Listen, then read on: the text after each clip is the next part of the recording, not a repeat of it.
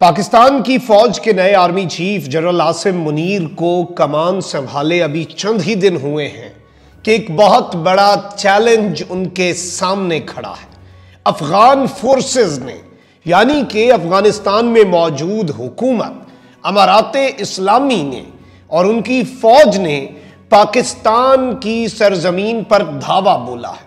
शहादतों की इत्तलात है और मामला इतना सादा नहीं है।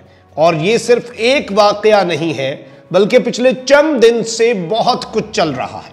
बहुत सी चीज़ों की तस्दीक हो चुकी है, बहुत सी चीज़ें अभी तक सिर्फ और सिर्फ जराए बता रहे हैं, लेकिन जो पिछले चंद दिन से एक सीरीज ऑफ इवेंट्स हैं और जनरल आसिम मुनीर के लिए ये एक बहुत बड़ा चैलेंज होने जा रहा है, क्योंकि इस चीज़ का इदराक उन्हें पहले से था। पहले से किस तरह था, ये सारी चीज़ें आपके सामने रखता हूँ। बिस्मिल्लाहिर्रहमानिर्रहीम, अस्सलाम वालेकुम नाज़रीन कराम, मैं हूँ मखदूम शहाबुद्दीन और आप देख रहे हैं मेरा फेसबुक और यूट्यूब चैनल।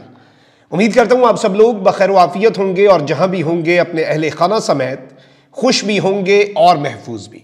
नाज़रीन कराम, वही हुआ है जिसका डर था, बुरी खबर है, और वो अफगान हुकूमत और अफगान तालिबान की कायम करदा अफगानिस्तान में हुकूमत, जिसके लिए पाकिस्तान ने बहुत कुछ किया, जिसके लिए साबिक वजीर आज़म इमरान खान ने और उस वक्त की लीडरशिप जो है सिविल मिलिट्री लीडरशिप ने, जनरल फैज़ हमीद ISI के चीफ थे, वो भी वहाँ पर गए और जिस तरह से OIC का तमाम आलम ममालिक का समिट बुलाया और इसके साथ ही साथ तमाम हर चीज़ की उनकी आवाज़ बनने की भी कोशिश की, अच्छे हमसायों की तरह उनकी मदद करने की भी कोशिश की। पाकिस्तान ने इससे पहले भी मदद की है, पाकिस्तान ने इससे पहले भी बहुत कुछ किया है, उस दफ़ा भी इससे पहले भी कोई अच्छा सिला नहीं मिला और हम तो अपनी रिवायात बरकरार रखते हुए, हम तो अपने इखलाक पर बात करेंगे, हम अब भी अच्छा ही कर रहे थे, लेकिन जो जवाब आ रहा है वो कोई अच्छा नहीं है। अफगान बॉर्डर फोर्सेस जो हैं उन्होंने चमन में शहरी आबादी पर भारी हथियारों से बिला इश्ताल फायरिंग की है, यानी कि जो पाकिस्तान की सरजमीन है। और अब जरा वहां का एरिया समझ लें, ISPR का प्रेस रिलीज भी पढ़ के सुना देता हूं। देखें, पहाड़ी इलाका है, बाढ़ लगाई जा रही थी, बहुत अच्छी चीज़ है बाढ़, और बाढ़ हमारे जवानों ने अपने खून से लगाई है और ये बाढ़ उखाड़ने के वाक़यात शुरू से आ गए। इस तरह के वाक़यात पहले ही हो रहे हैं। और अफ़गान तालिबान की जो फोर्सेस हैं, ये TTP नहीं है, ये कोई दहशतगर्द ग्रुप नहीं है, ये कोई कलदम जमात नहीं है, ये कोई तखरीब कार नहीं है। ये चीज़ आपने समझनी है, बड़ा फ़र्क है। ये एक मुल्क, एक हमसाया मुल्क की फोर्स है। अब वो अपनी जगह पर जैसे हैं, उनका मुल्क जैसे चल रहा है अल्लाह के आसरे पर, कोई उनके अंदर नहीं है। कोई जवान उठ के कहता है मैं आज के बाद जर्नैल हूं और हाथ में बंदूक पकड़ लेता है तो वो जर्नैल बन जाता है। कोई ताकत के जोर पे कहता है कि मैं डिप्टी कमिश्नर हूं तो वो इलाके का डिप्टी निजामी हुकूमत, तो ये चल रहा है वहां पर। लेकिन दो मुल्क हैं, उनकी गवर्नमेंट रिकग्नाइज्ड भी नहीं है इंटरनेशनली, और ये एक टेम्परेरी गवर्नमेंट के तौर पर ही दुनिया इसे डील करती है। लेकिन इस सब के अंदर बाढ़ उखाड़ने के वाकयात हुए। अब वो एरिया भी पहाड़ी है, वहां पर बहुत सी आप देखें कि बिरादरियां, बहुत से कबीले, कोई अफगानिस्तान में थोड़ा सा एरिया चला गया, थोड़ा सा पाकिस्तान में। ये ड्यूरेंट लाइन का मामले पे भी आता हूं, ये पिछले दिनों इन्होंने जो शरारत की है। अब इस सारी चीज को आपने जेहन में रखना है। पुरअमन तरीके से वहां पर लोग रहते हैं, रिश्तेदारियां हैं, आना जाना है और ये सब कुछ है। लेकिन इस सब के अंदर जो ISPR ने इस वक्त तस्दीक की है, पाक फौज के शोबा ताल्लुकात आमा ISPR के मुताबिक अफगान बॉर्डर फोर्सेज की जारियत पर पाकिस्तानी सरहदी दस्ते जो हैं, पाकिस्तान की जो बॉर्डर फोर्स है, उसने मौसर जवाब दिया। ताहम पाकिस्तान की जो फोर्स है उसने अफगान फोर्सेज के बरक्स इलाके में मासूम शहरियों को निशाना बनाने से गुरेज किया। बड़ा आसान होता है अन्नेवाह फायरिंग करना, बड़ा आसान होता है अन्नेवाह गोलाबारी करना, बड़े आसान होता है अन्नेवाह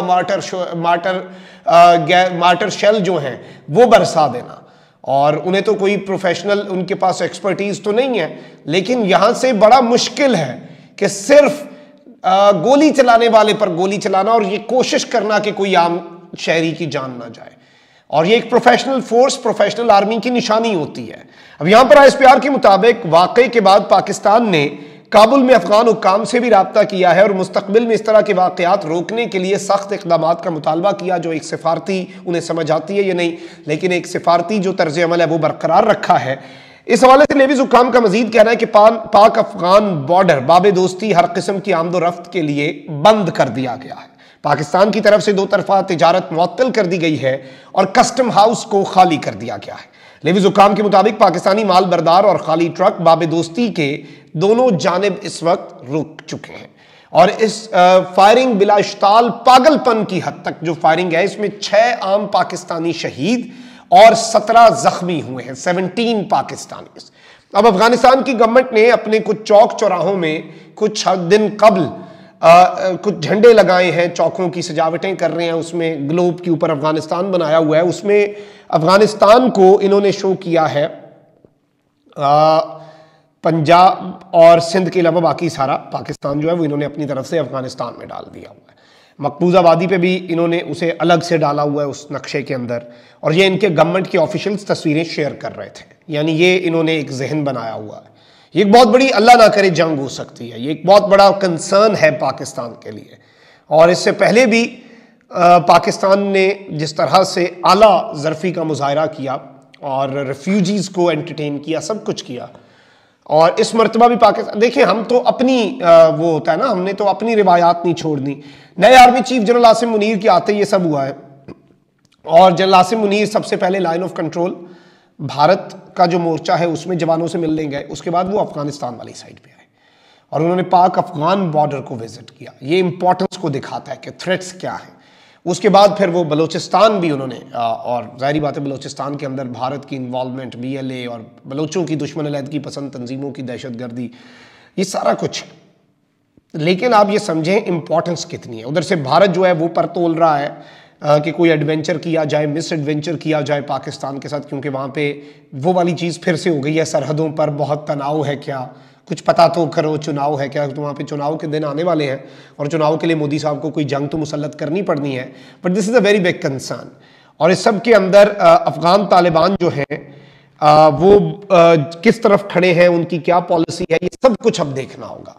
और सरहद पार से जो मॉर्टर, गोले और रॉकेट जो हैं उन्होंने कहर ढाया है, जुल्म किया है, और ये सब कुछ जो है ये कब तक टॉलरेट किया जाएगा, ये सब कुछ जो है इससे कब आहनी हाथ से निपटा जाएगा। पाकिस्तानी कौम अपनी फ़ौज के पीछे इन मामलात के अंदर, जब भी कोई पाकिस्तान की तरफ, पाकिस्तान के आम शहरी की तरफ मैली आंख से देखेगा, पाकिस्तान का 22 करोड़ शहरी और इन 22 करोड़ शहरियों के 44 करोड़ हाथ अपनी पाक फ़ौज के पीछे खड़े होंगे और ये पाकिस्तान की फ़ौज की कुव्वत बनेंगे।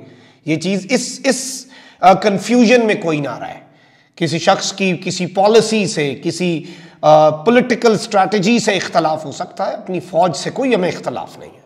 और ये चीज़ें जो हैं इसका जारी बात है कि फ़ौज के लिए चैलेंज होगा। जनरल आसिम मुनीर साहब जो हैं उनके लिए ये एक चैलेंज है, इससे किस तरह से निपटा जाता है और जोश के साथ साथ होश का दामन किस तरह से थामे रखना है, ये सब कुछ बहुत इंपॉर्टेंट है। लेकिन ये डेवलपमेंट्स हैं बहुत कंसर्निंग।